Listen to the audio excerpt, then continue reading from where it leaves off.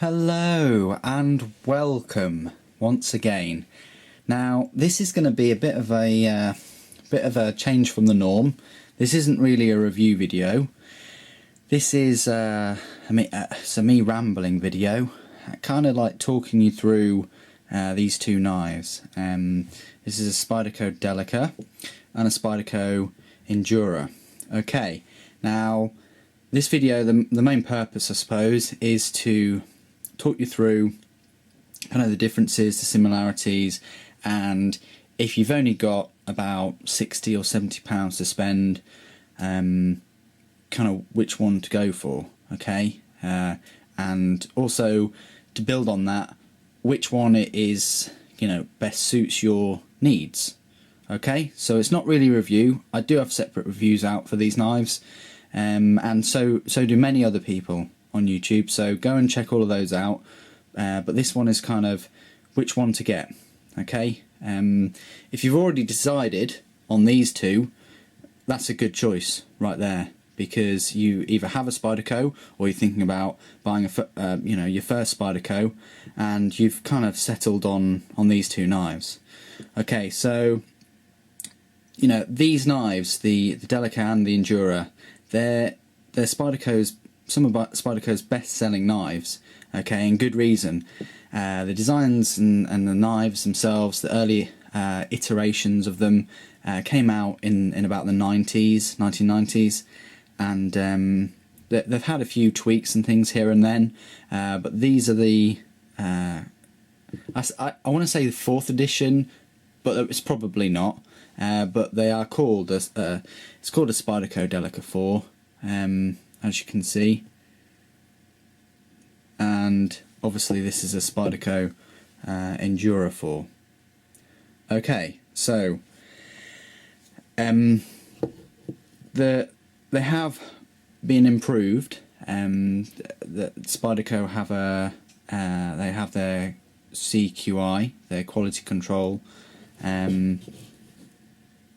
continuous quality control, and basically they've been improved in this iteration by having a full flat grind.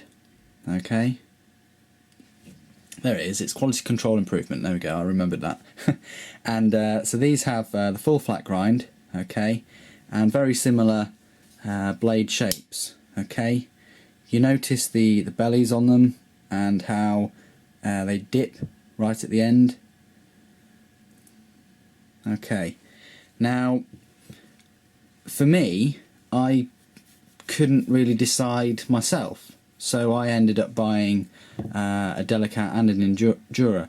But if you've only got a certain amount of money, or you've got a budget and you don't want to fill your house full of Spydercos, then you're probably thinking, oh, which one should I go for? Well, if you want to use it every day and it's only for small tasks, and like cutting up boxes, or just general round the houses kind of tasks, then I would definitely pick a Spyderco Delica, okay, because it's just an excellent everyday carry knife. It's very light. It weighs in at about 64 grams or 2.3 ounces, something like that. So at 2 ounces, it's very light because of the FRN handle scale, the fiberglass reinforced nylon, and just every ounce of kind of effort has been made to shave the weight off both of these knives. Actually, they do have liners in there nestled within the handles. They're little pieces of metal in there, and they are skeletonized. Okay, so that reduces the weight. But if you're looking for an everyday carry, small tasks, this would be the knife for you. Okay, don't worry about it being a small knife. As you can see, I've got large hands, and my hand fits very well on this. Okay, and I actually do find that this is more comfortable for my hands than the Endura. Okay, what are you getting with the price? Well, you're getting Japanese made in Seki-City, which is quite renowned for their super steel, their VG10, which is excellent steel. Some would say it's better than S30V. because it's easier to sharpen, and it does hold an edge. It holds an edge for a long time. I'll give it that, and it's easier to sharpen. So, like I said, so actually that's why many people for everyday or if they're not going to use it an awful lot, probably a few times, a week or something like that. That's why it's so good, because if you did need to sharpen it, it's quite easy to do so. It probably won't hold an edge as long as S30V, but there we go. It's quite easy to sharpen. Okay, so that's the Spyderco Delica. Okay, so quite lightweight. It's the cheaper of the two knives. Very comfortable, in my opinion. Everything's where it should be, and it's got a strong lock-up. It's got a lock back, they both do, which is a very strong way. The one thing I will say about both of these, they're not particularly quick to deploy, okay, because of the lock back. That's very difficult with an index finger to open that. Okay, with your thumb, it's not too difficult, I suppose, but yeah, it's because it's quite strong. The tension on that locking mechanism is quite strong. Okay, so, but then again, would you really want it? It depends on the situation. Would you really want to deploy this knife quickly, or any knife? If you do, lockbacks might not be for you. You might prefer a liner lock or a axis lock, a different locking mechanism. Okay, but just bear that in mind. But it gives you many pocket clip options. Okay, 4-way, and so that means both of these knives are very decent for left-handed people as well. So I think they try and please everybody with these knives. Grip wise, very good grip. It's got they're called a bi-directional texturing grip, and it's very functional. I mean, look at that. The jimping, especially on the thumb ramp, is very functional as well. Your thumb's not going anywhere. They're really kind of, with the most recent version of these Delica and Enduras, they've really hit a home run, I suppose. Okay, but that's the Delica. We'll fondle the Endura for a while now. So if you're thinking, whoa, actually, that's too small. I need it in America for self-defense purposes. This is in America, of course, where you do have your guns and things for that as well. You've actually got you could probably opt for this one, okay, which would ideally work well in that role, but also everyday carry, because again, this one's quite light. Okay, this one weighs in at around, well, it's under 100 grams, so about 3.4 ounces, something like that. So again, this one won't weigh you down, but yet it has the strong lockback, okay, and the excellent steel. It's a super steel, remember, and all the pocket clip carry options as well.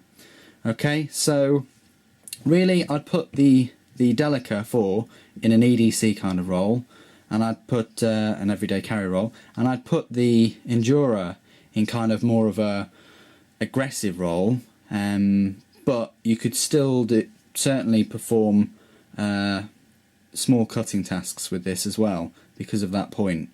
And if you need to, food preparation, it's a very decent length of blade.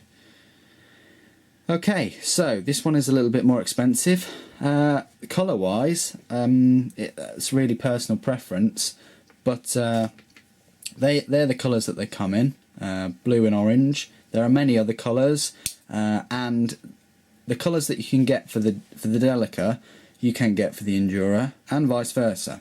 So you can get a purple Delica or a purple Endura. You can get a brown Endura and a brown Delica, and there are other colours. There's grey, black, green, and I think that's it. So they're the colours. There's a fair few.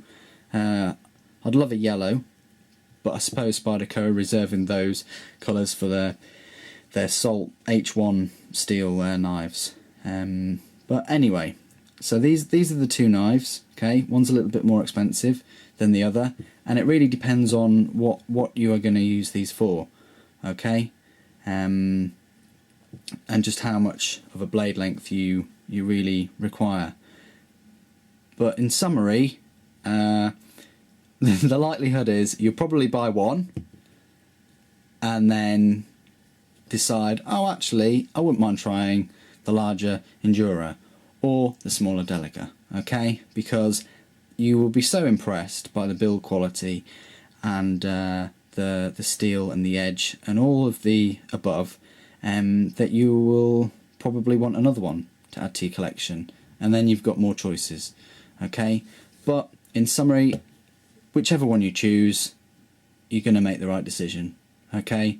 Because they're both excellent knives with excellent steel, very good handles and locks, and they're just incredible knives. You could say they're a little bit pricey. Over here in the UK, they're about anything between £63 and £70, but in America it's probably more of a reasonable price, okay? But saying that, I do think that they're definitely worth the money, and yes, you pay a bit of a premium, but these kind of knives will last a long time, and they're just incredible workmanship and build quality, really. They're good worker knives, and the steel, like I said before, isn't too difficult to sharpen, and you can get it very sharp. What more do you want out of a knife?